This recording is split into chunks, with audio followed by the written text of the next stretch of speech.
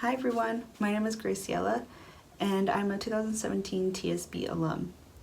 Like many of you, I am really concerned in finding different creative solutions to social and environmental challenges that our communities face.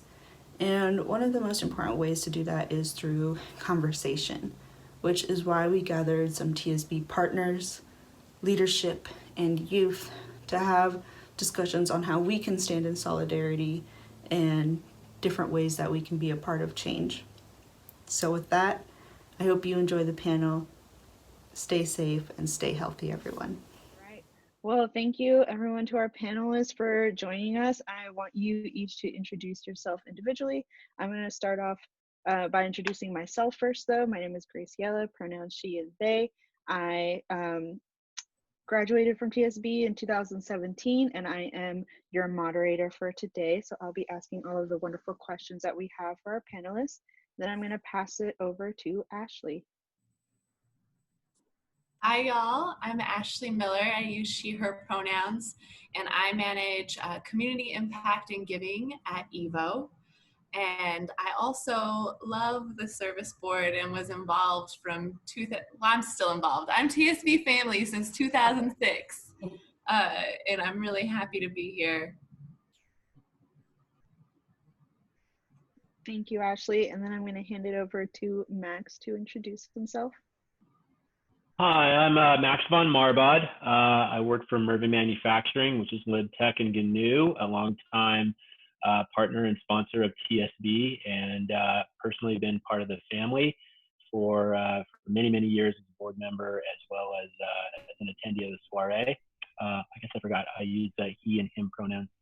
And I'm really excited to be here. I'm looking forward to speaking with you all about what we've got going on today. It's great questions. Thank you, Max. And then I'm going to hand it over to Ryan. Hi, my name is Ryan Harris, pronouns he and him. I am the owner and founder of Earth Technologies and one of the founding members of One Planet, One People. And I'm really looking forward to this conversation.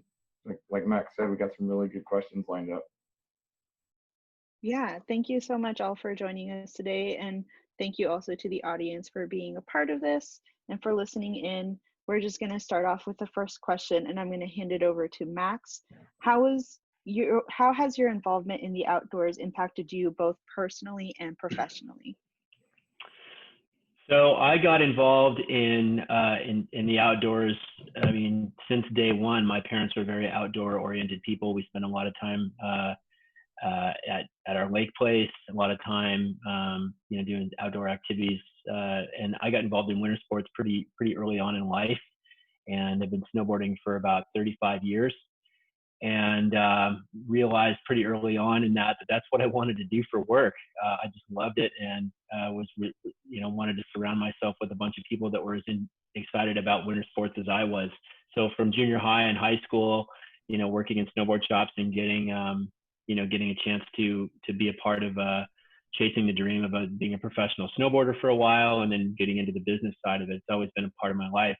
And I think for me, it's, the personal and the professional sort of have meshed together in creating a life of something that I love doing and love talking about, and that I can make it a part of my career as well. So it's been everything to me. It's been a massive impact for me. And it's also afforded me a chance to travel all over the world and meet some amazing people and create a lot of friends all over the place, which is something I've always really cherished, is just the people that I get to interact with.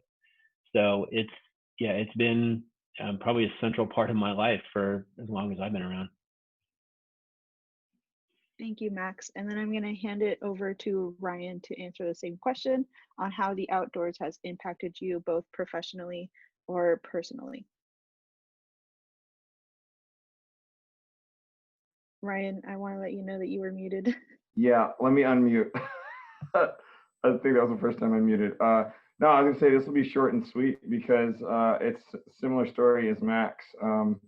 You're a product of your environment, and I grew up in the Pacific Northwest, growing up in Portland, and then going over to like Central Oregon, growing up on the ski slopes, and then my dad was a basketball coach. But growing up in a green environment, I didn't know it at the time how would it affect me through adulthood. And about 20 years ago, I got sick of the sogginess and the gray and moved down to sunny Southern California after working for a long time at Nike. And I didn't grow up surfing in Oregon, and it is literally my whole life now.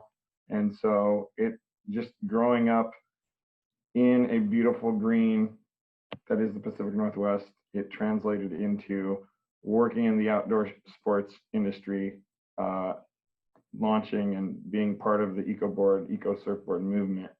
And now we're like the EcoBoard capital. So it had a profound effect on me where I grew up, and yeah, I love what I do. So it's pretty fun, and you know, it's rad. Yeah. Thank you so much, Ryan. And then I'm going to hand it over to Ashley. Thanks, Graciela. So I'm born and raised in Seattle on Duwamish land, and I did not grow up spending time in the outdoors in the winter for sure. But camping and playing sports, and one thing I can absolutely say is that we all know that the outdoors are powerful for our mental health. If there's one thing we're learning right in this moment, where there's smoke in Seattle, in a moment of pandemic, the power of being able to access the outdoors is so good for our bodies. I learned to snowboard alongside TSB youth in 2006 and 2007, and it was a struggle. And certainly being outdoors one of the things it's taught me is how resilient I am and how resilient my body is. It's helped me build courage. It's shown me that I can learn new things. I literally just got back from a week-long bike camping tour by myself in the San Juans, and I am 36 years old, and I did not know that I could do that, I could, like, gosh, it's just so powerful the way sport and nature can move us. I feel more open, I feel healthier, I feel so much gratitude, and the outdoors are my community, the community that I built through TSB. Those are still my people, my friends, my family. So the outdoors have changed my life. They've added so much to my life, and I have, now professionally, everything that I have been doing in the last 15 years has been about how do I ensure that more people have access and have the same opportunities that I've had. Thank you, Ashley. I was actually going to say the same thing in terms of the outdoors. I definitely wasn't someone who had a whole lot of access to things like snowboarding or hiking. That wasn't a thing that my family was used to doing. But I think personally, one thing that it really taught me was to have patience with myself and how frustrating it can be when you don't get things right the first time and you want to, but that you always have people that are going to encourage you and uplift you to do better and do great things. So yes, I agree with the power of the outdoors, especially when you have an amazing community like the Service Board to help you out with that, is pretty amazing. We're just some lucky people. But moving on to the next question, thank you all for your answers. The next question is, with everything going on in the world right now, and to be more specific, the pandemic has hurt a lot of folks, and especially with the trajectory of the Black Lives Matter movement, which has been a long time coming, but also a lot of work for folks who have been struggling with these issues for years. This is nothing new for them. What are you personally most excited about with your hopes and your dreams for the future of your industry? And I'm going to start off with Ryan on that question. Unmute, there we go. Man, it's crazy because I've been an only in my space. I've been doing this for 20 years, and speaking to the Black Lives Matter movement, when you're an only in something, it definitely alienates you. And I've just kind of kept my nose to the grindstone and just been continuing to do what I do. And a lot of customers have said that, you know, they don't see color, or we're all one tribe, and this is true, but you experience things differently as an African American person in the United States. Personally, professionally, I've experienced tons of things. And one thing I can say that I'm absolutely so stoked on and fired up about is it took a while. It's been a long time coming, but the surfboard industry is, we'll just say, whitewashed. You know, it's got Polynesian roots, and that was not really what the face was, right? When this thing started from indigenous people. And it's, for a long time growing up, it was like the white sport. Black people don't surf, you know, they don't really swim. So all these stupid stereotypes that are completely false, this movement is changing that. And my business, I'm not saying my business is thriving because of that, but more and more people know who I am. The surfboard industry has reached out, and there's just been a ton of attention that's come my way because of these things. And you know what I'm known for? It's not for being the only Black board builder. And now I'm finding I'm meeting other Black sheepers. So to find out I'm not an only anymore, it's been pretty awesome. And because I'm in these different spaces where I'm a sustainability expert in a traditionally toxic industry, and I'm I'm the more famous, you know, African American board builder, and in these spaces, both working together, because it's all connected. Intersectional environmentalism, it's all connected, right? So to see all these positive things happening and people realizing they have a voice, it's just a sign of the times in a good way during a very crazy year. So all I can do is be stoked. Thank you, Ryan. Thank you for your input and your story. I'm going to hand it over to Lacie actually to answer this question as well. Can you repeat the question one more time so I make sure I answer it correctly? Yes, with everything going on in terms of the pandemic and the Black Lives Matter movement, what are you most excited about in terms of your hopes and dream for the future of your industry? Oh gosh, my industry, I guess I could say, is, you know, youth development in the outdoors. I'm just excited that TSB is getting a lot of visibility as well. Like Snowboard Magazine just came out, I think, today, and we're in the issue, which is crazy. So to think that TSB is getting all this national recognition for the work we do makes me definitely excited for other organizations like ours and just youth-led organizations in general. Because I think, sometimes people say, oh yeah, we love youth input, but to be an organization that really puts youth voice first is amazing. And I think it allows us to grow as an organization and learn when I'm speaking of the adults in the organization. And as most of everyone's probably watching this knows, TSB, we've been focused on social justice since we've been around for the past 25 years. So for us, it's just exciting to see that the work that we're doing is the right work, and it's always been the right work, and that we have an influence on how people move forward as well. So that's clearly what makes me excited, other than seeing youth all the time because they are so dope. So yeah, and just give a quick introduction. My name is Lacie. I do use she, her pronouns, and I'm the executive director for the service board. And I love this organization. This is almost my third year in this position, and I just can't say enough how much I love this family, and everyone on this call has just been so supportive of the organization. So I just truly, truly appreciate it, because a lot of people say they want to help, but when you have folks who really show the action and do the work, even when it's not popular, right? It just shows how much love there is in this community, and I couldn't ask to be in a better place right now. So. Thank you, Lacie. And I think one of the ways that I've described it to other people is that the thing with the service board is that they don't just let youth use their voice, is that the service board actually listens. And I think that's something that's very unique about the service board, especially when it comes to youth.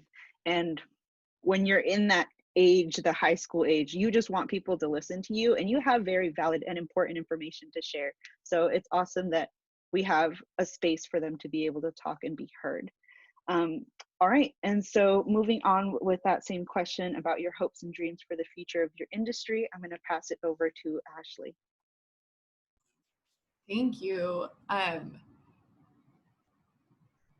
I feel like I'm continuing to remind myself that healing work, collective healing work, anti-racism and liberation work is non-linear and iterative, and it is both urgent and a slow, long haul. And really want to recognize that you named it earlier, Graciela, that none of this work is new, but the pandemic, the racial reckoning happening, the political atmosphere, it's definitely giving us an opportunity to really take some big steps forward. The things that I'm seeing right now are like just an incredible amount of momentum, more resources coming to this work, leadership across the country in the business sector, in the outdoor industry, certainly. The issue of inclusion and equity has just become the biggest issue that people are talking about.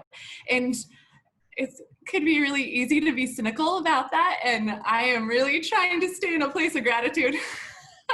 But I can tell you certainly that I feel more powerful.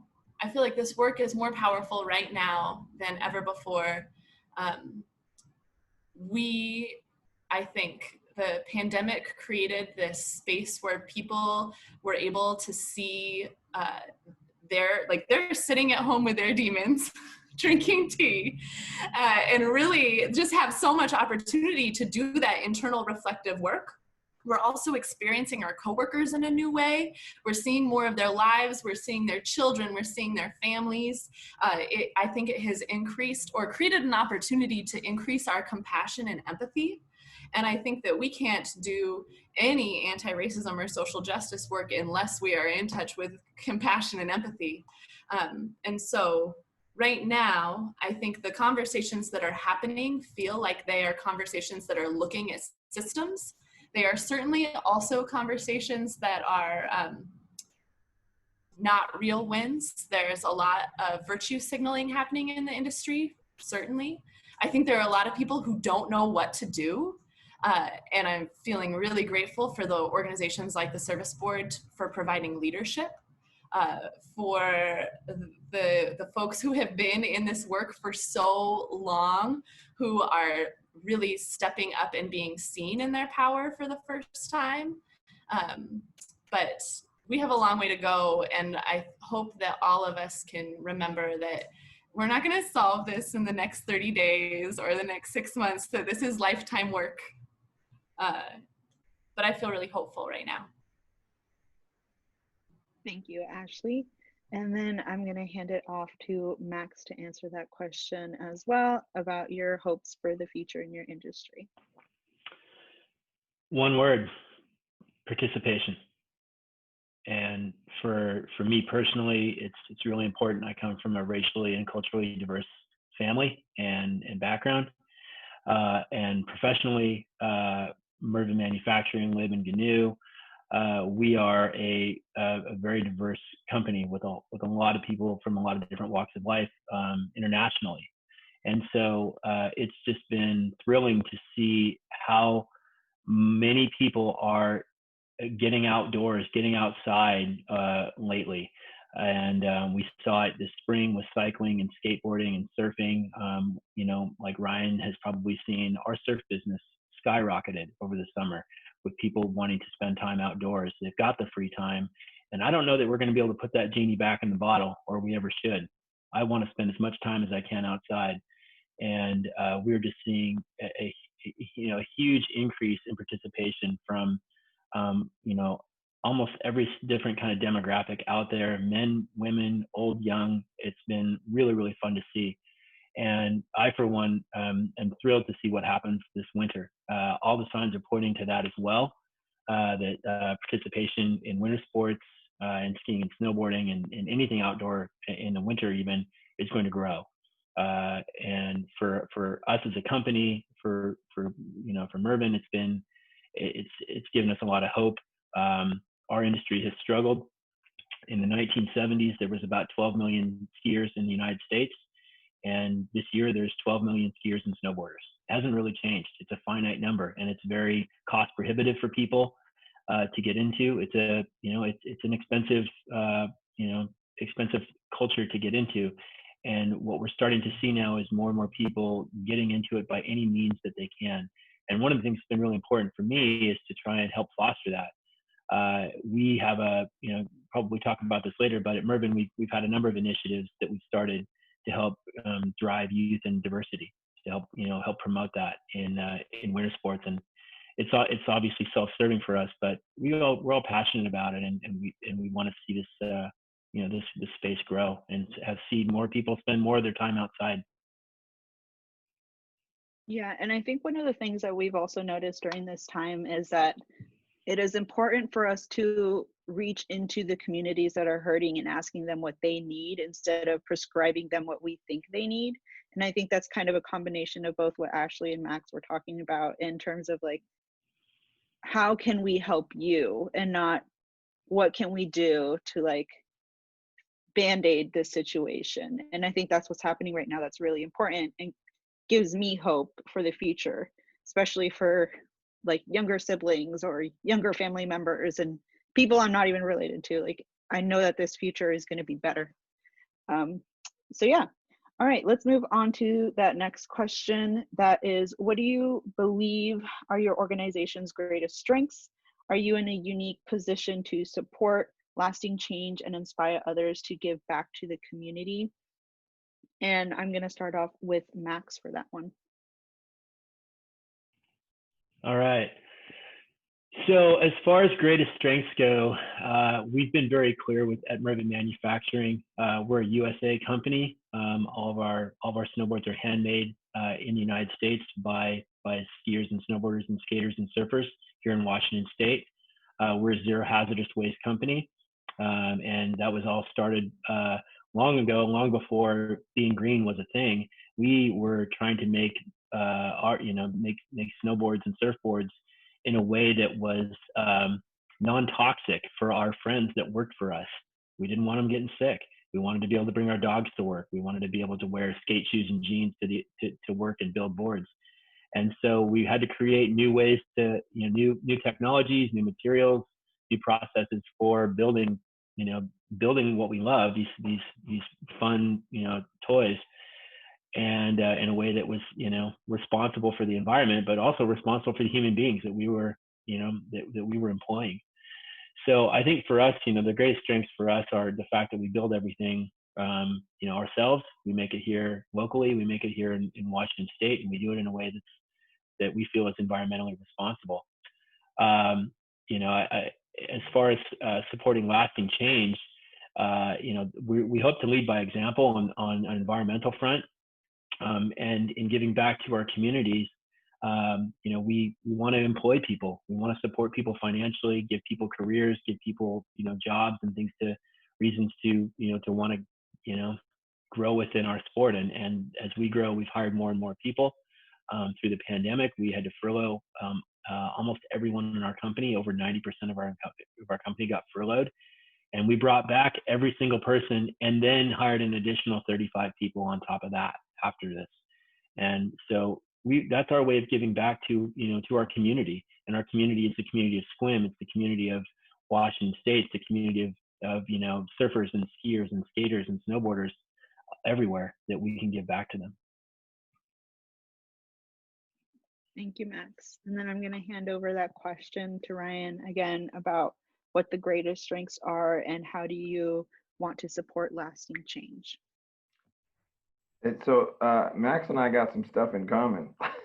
I mean, pretty much spot on with what we're doing on a smaller scale. I come from a backyard shaper background, and we are right in the hub of the surfboard industry, which is traditionally very toxic. And the companies that have tried to scale and do something sustainable on a big level. I won't name one, but Maxx knows who I'm talking about. It's not in the US. And that is an issue. So we want to take care of, you know, our local community and offer jobs. And the traditional surfboard made the traditional way is very toxic, and people in our industry die every year. So I set out when I got serious about it, doing it for health reasons. And again, going back to what Max said, before there was a eco-board phrase, I started doing these things. And, you know, I actually didn't know about lib boards, and I didn't even know about their zero waste technology. So I kind of found my own way of doing it. And it's really about this disposable, you know, economy and this linear economy, and switching from that and going to a circular system. And so we're the first like core surf brand to really do that. And for me, it's education. Why in the capital of you know, surfboards are we the only one? You know, there's got to be other ways to do it on a smaller scale and then scale up. You know, I strive to be what Mervin and LibTech is doing up there, you know. But with us, we're very open door. Like, you know, I've been doing live glassing with no mask at different events and trade shows in tiny shops, just to show people, hey, this is what we can do, right? This is what you can do in your backyard just by switching to more sustainable materials in a way to reach out and take care of the local community as well. So I think I answered the questions. Yes, you did. Thank you, Ryan. I'm going to pass it over to Lacie. I think mine will be pretty short because I mentioned it before. The question was about your greatest strengths, right, in the industry. So I think for us, it's our youth. And I think it's just our community. We have built up this community over the past 25 years at TSB that is incredible. I literally will go somewhere and someone's like, oh, I was in TSB, or my sister was in TSB. And everything they say after that is all the same, just like TSB is one of the dopest organizations out there. Like, just the fact that we get, you know, youth on the mountains and now in the water, but also we really focus on social justice and public service. Like, snowboarding and surfing and skateboarding is just a small part of what we do. I think the big part where people loved coming to TSB is for kind of like that family community aspect, and just being able, like you said, Graciela, is having your voice heard and listened to, and what we can do to take action. So I think that is our greatest strength, is that, you know, we're able to have this community that can continue to push us forward, keep us accountable, and I think just make sure that we are having fun while we do it. Because sometimes, you know, I consider myself young, but the youth tell me I'm old. So, but I sometimes get in that, I think we get in this work culture, and then we forget about simple things to do to create community, right? To listen to each other. And I'm grateful to be able to have that at TSB. Thank you, Lacie. Yeah, I was recently talking to my boss, and she was told from one of her friends to volunteer with the service board. She didn't get to because she moved up to Bellingham, but it was funny, like, oh my goodness, you've heard of it, and here I am. I've been in it. Let me talk to you more about it. But yeah, so moving on with the same question about the strengths of the organization and your unique position to support lasting impact for Ashley. Yeah, I feel incredibly grateful to work for a company. Evo has, since its founding, been cultivating a culture of generosity and sharing and community building. From the time that I've known Evo, they've had really robust programs to engage employees in communities. So all of our team members get 40 hours of paid time off, and a large number of them have used it with the service board. We also, I think we just have programs that really encourage our team internally to be involved in educating them around, like, what does it mean for us to be in a place? So a lot of place-based giving and community engagement volunteering opportunities. And one of the things that I think is most powerful about Evo as a business is actually how we can leverage our success and become a platform to tell stories of really incredible organizations like the Service Board to our customers. We have raised an incredible amount of resources for the Service Board in our stores, at our events, on the online, rounding up at the register. In the last couple of years, you know, historically, we haven't had our own label, our own brand. We haven't been making our own product, but in the last couple of years, we launched Evo Label Goods. And from the moment that the idea came up, we talked about how can we use that product to give back. So 2% of all of the product, Evo product we sell, goes back to organizations like TSB. And I think, you know, looking forward, how do we really tell these stories in a meaningful and authentic way? How are we creating a pipeline for the Service Board students to come work at Evo? We've had a number of really amazing summer interns. I'm really proud of both our ability to build culture internally, but also share that externally and share the stories of the young folks, of success, of achievement and opportunity. Thank you. I'm not gonna lie, sometimes I do look at the job listings for Evo just to dream in the future, but who knows? Who knows? All right, let's move on to our next question. We are gonna ask how we see that many businesses are pushing back against intimidation and bias experienced by BIPOC and newbies in the outdoor spaces.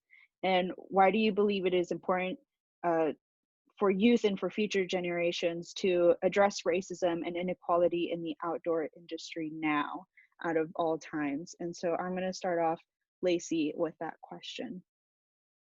That's a great question. I would say, you know, this has been happening forever, as we all know, but I think now more than ever, because I think this is the most momentum. I mean, I haven't lived that long, but talking to some of my elders, they say, like, if we're going to do anything, now is the time. Because of everything that's going on in these, I think there's an intersectionality of different things happening socially. I think this is the time to really get people really having these conversations and going beyond the conversation and saying, what can we do to come up with an action plan?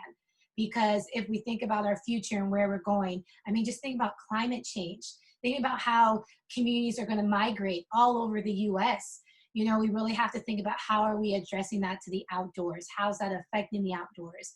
How is that affecting even just our youth mentally and emotionally? So I think if now, you know, if any time to do it, it definitely is now. And that's another way I'm feeling hopeful, is because we're definitely seeing some things change for the better. Yeah, and I think especially now more than ever, it's kind of like all of the fog that we were seeing through has been completely stripped away, and we've all seen how people are affected, and not only how people are affected, but how all of these issues are really just like all in one, that you can't have one without the other. And that's the biggest part about this moment, is that we have to come together to fix all of them at once. So yeah, thank you, Lacie. I'm going to hand over that same question to Maxx now.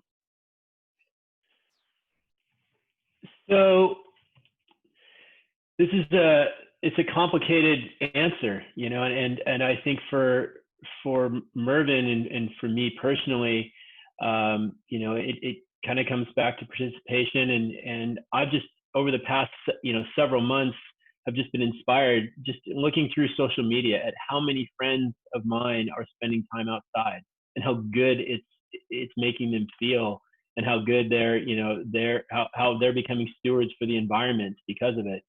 And I just, there's never been a better time than this time that we've been, in a weird way, given this opportunity to take a pause on the 3 hours of commuting we do every day to work, you know, driving back and forth, or the time that we've had to spend indoors that maybe wasn't really the best use of our time, and we're being, compelled to think of things in new ways. For some of us, it's learning how to bake bread. For some of us, it's been learning how to, go learn how to surf. And I'm really inspired by it. I personally picked up a couple of new sports over the past few months, and it's just made me feel so much better about myself. And but I'm also very mindful of the people that haven't been able to have that opportunity, whether their jobs, their careers don't support that, or financially it's not tenable for them right now. And finding ways to create more inclusion in the outdoor space is something that is good for businesses, but it's just good for our society. And so I'm trying to do whatever I can to help drive that enthusiasm for spending time outside as a great alternative to to being stuck indoors. Obviously today none of us are able to spend much time with smoke, but that's going to go away, and we're going to be able to enjoy outside. So it's our goal, but it's our job as stewards of the environment and of businesses that create products that are supposed to be used outdoors, that we should promote this. We should promote equality outside and getting more and more people to enjoy the outdoors with their friends and their family. Yeah, especially when just reducing the barriers that exist for people to enjoy the outdoors is a very essential part of the work that the Service Board does, and also a lot of other organizations as well. All right, and then I'm going to move that question on to Ryan to answer. Why do you believe it is so important to youth and future generations to address racism and inequality in the outdoor industry? Am I on mute? There we go. Man, just kind of delving into what Lacie and Maxx said, everything being connected. And for me, seeing the influx of not even so much business, but people just flocking to the beaches and being outdoors after being, stuck in home. And, during this pandemic, having the time to go outdoors. And then, of course, that means, the uptick in business. But I literally, all my local spots, surf breaks, have never been this crowded. And the thing that I'm seeing is the most, the word that stands out to me in that question is the now. We're seeing young people create this change, and you speaking up and, organizing all these peaceful protests and whatnot. And that energy is just infectious. And from the peaceful protests to, I go to my local surf break that's absolutely jam-packed, and I'm used to being one of the only few Black surfers, to we recently had Labor Day weekend, and the beaches were completely full by 7. And for one of the first times, I've been surfing here for 20 years, and for one of the first times, I just saw so much inclusion. I saw the most diverse beach day ever. Black surfers, Black families, Asian families, literally every, ethnicity, gender, whatever out there. And it makes me really happy. And again, it's happening now. The change is happening now. And that's why this is so important. Thank you, Ryan. And I think in a way to address what you and Lacie kind of mentioned is the sheer numbers of it all, is that right now, as we've been able to count in numbers, the Black Lives Matter movement has been the biggest movement in the history of the United States. And we've seen it touch not only our country, but across the globe. So it's a really powerful moment to address these issues. So I'm gonna move on that question to Ashley. So many good points have already been made, so I'm gonna try to just name a couple things that I don't feel like I've quite heard yet. Graciela, you said it so clearly. There are a lot of barriers to being in the outdoors. The equipment, the distance, the accessibility, it's expensive. One of them should not be that it's exclusive. What an easy thing for us to change and reconsider. And how powerful bias and racism are. We have been steeped in it for so long that this moment of folks waking up to see it and to recognize that we can unlearn it is just such an incredible opportunity. And like, frankly, it's imperative. It's imperative to protect these spaces that we love. We've been talking about sustainability so much, and like the only way that our future generations are going to care about green spaces, public spaces, climate change is if they have a relationship with nature and the climate. So we need to give them access to the outdoors.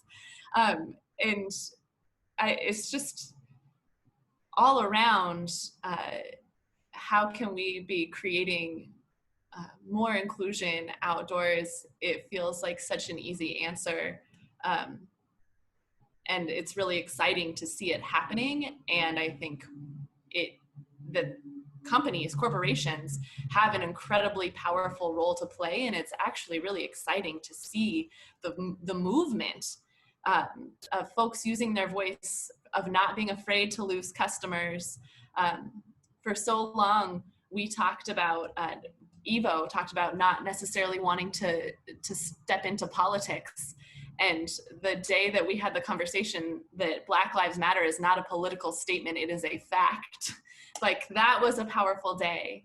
And to not be afraid. There's been so much fear, there's so much guilt and shame around racism and the ways that we've perpetuated it, that it has held us back from being accountable. So now, moving forward with accountability, how do we have power to really make these spaces more inclusive? How do we have the power to move towards equity?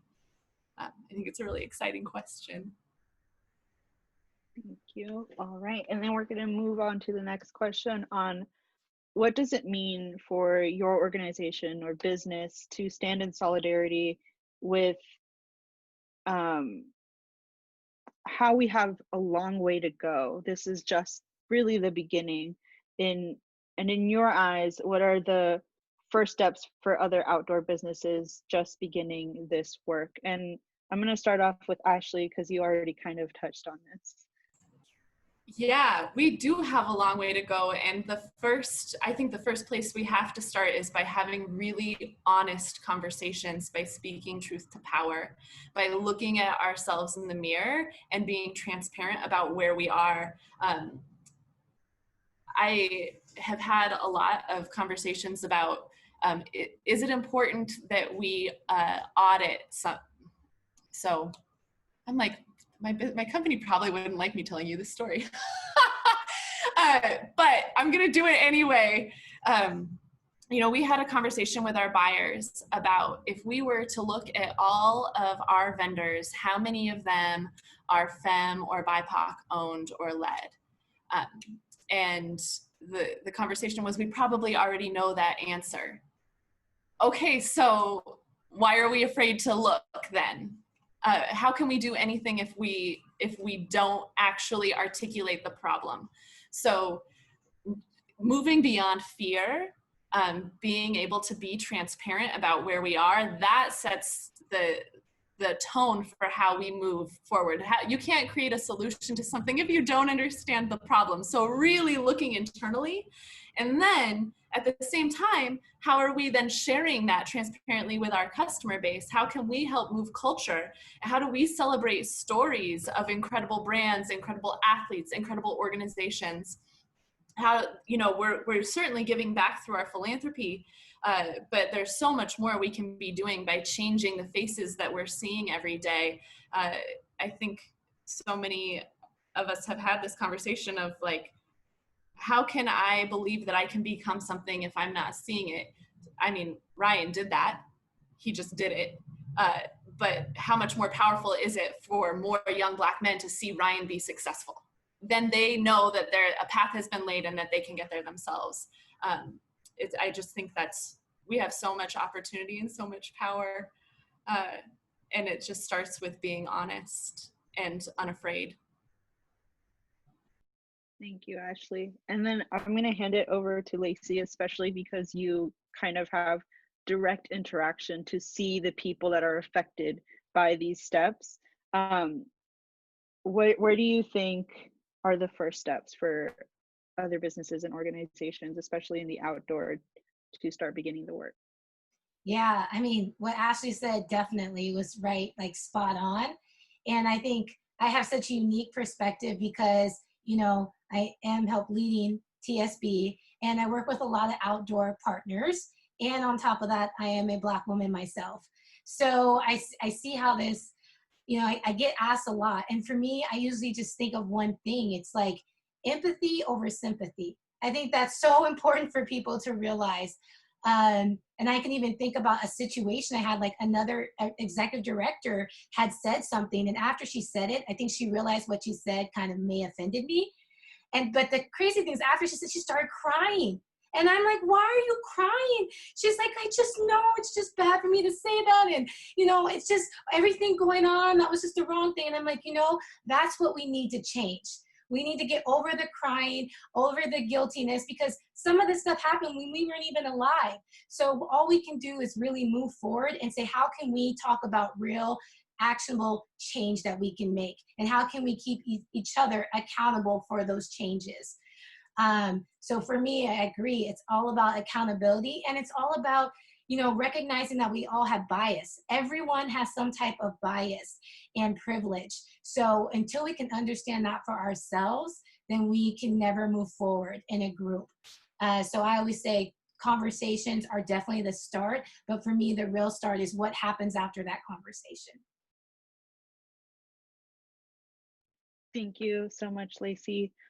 Before I continue, I will let y'all know that we are going to go a bit over time. So especially for our audience, if y'all need to head out or something, please feel free to do so. But we are not going to put a whole lot of time limit on your answers because you're coming up with some brilliant stuff. I also wanted to say, I think, Lacie, kind of in what you're addressing, this work is not pretty, it's not clean, it's not something that we're going to hang up on our wall. It's not something that we want to expose to everyone, but it's work that needs to be done. So even though we are going to hurt people, upset people, it needs to be done, even though it's going to be uncomfortable. That's the whole point, is that if it's pretty, if it's clean and cut and dry, you're not doing it right. All right, so let's move that same question to Ryan on what do you think it means to stand in solidarity, acknowledging that we have a long way to go, and what are the first steps for outdoor businesses and organizations? I'm just going to go right into kind of piggyback off what Lacie said, and the key thing I took out of that is conversation. You know, we got to be not afraid to share stories, talk story. I learned so much in the last 3 months. My brother Salema Masakela, who is basically like probably the most famous Black person in the action sports industry. His voice is literally like people hear his voice. He is the voice of the action sports industry. So Max, you know where I'm coming from in that regard. The paddle out in Encinitas, and again, my industry is a bubble. The surfboard industry is not that big, but that paddle out had lasting images and it went viral. It was on NBC, CNN. We got outside of our little bubble, and I'll never forget what he told me. And one of the things that came out of that was talking story. He said, if you're silent, you're complacent. And when the George Floyd murder happened, I was surfing my brains out at the surf ranch, at Kelly Slater's surf ranch. I finally had my day, and we're posting videos, and the story hadn't really broken yet. And I'm literally driving back to LA, posting about my experience up there, and the George Floyd story broke. So I immediately was like, oh, crap, I got to take that down. I can't be posting that stuff. And my immediate reaction was, another one of us, really? And point is, I was quiet. I literally didn't say anything for like a week. And it wasn't out of shock. I just didn't think I didn't post anything on social.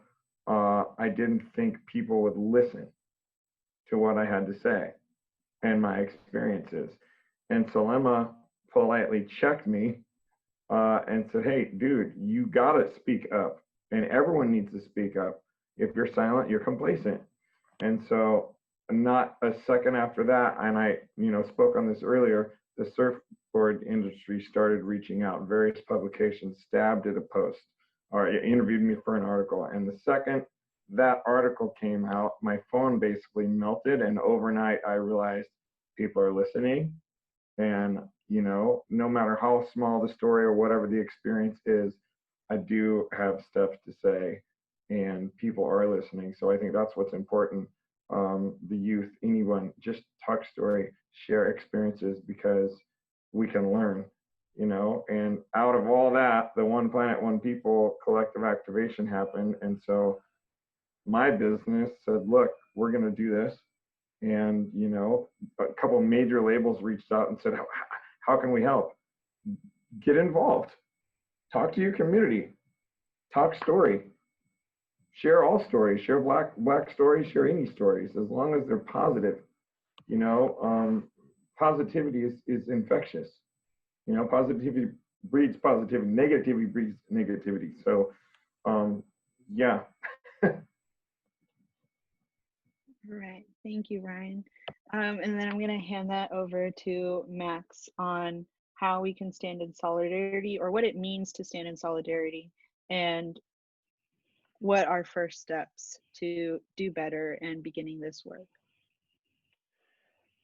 Well, there's I think two central issues happening right now. We're certainly in the middle of an environmental crisis, and we're in the middle of a cultural awakening. And I think in the outdoor world, we have this opportunity to tackle both of those issues. And I'm inspired. Today happens to be the day, and I probably should have said my color for the day is purple, but a good friend of mine is releasing a movie called Purple Mountains, and it's about how we need to remove politics from protecting the environment. It's not a red versus blue thing. It's a human thing. And forest fires and global warming, they don't care if you're a Republican or a Democrat or an independent. They don't care. It doesn't matter. They'll burn you anyway. And so I think it's important that we as an industry, but as a participant, as a human being, we have to acknowledge that that this is an important time for all of us to start recognizing our impact on the environment. And the environment is full of human beings. And culturally, Ryan, you had mentioned it earlier. Salema's podcast and his conversations he's been having over the past several months have been very difficult and also incredibly inspiring. I have a good friend, Russell, who has his own podcast, and Russell was on the cover of Snowboarder magazine as of today, photographed by a fellow Black man named Stan Evans, who's another friend of mine. And I'm so grateful for those two guys in my life, and and for the inspiration that they can lend to more men and women to get involved in the cultures that are important to them. Maybe it's not snowboarding, maybe it's cycling, maybe it's running, maybe it's swimming, but something that you're passionate about that involves being outside. It should not be a racial issue. It should not be a cultural issue, but it is, and we need to move past that. And for me, it's always been a very inclusive thing. Just I've been surrounded by wonderful humans like Salema and Russell and Stan over the years. And I just I look forward to meeting more and being a part and seeing more of that in all of our lives. Thank you, Maxx. And I think one of the most important things about the whole conversation today is that we shouldn't move past things. We should work through things to make them better. And I think 100%. that was the beauty of the conversation today, I think, is that if we don't get into, again, just like the mud, if we don't get in there and like bring it all out, then we're not doing it right. So thank you all for your wonderful answers. Thank you so much. Do we have any other questions from our audience? No? All right. Well, again, thank you, Ashley, Lacie, Maxx, and Ryan for your wonderful answers during this time, and for yeah, participating and being honest and vulnerable. Really appreciate you all.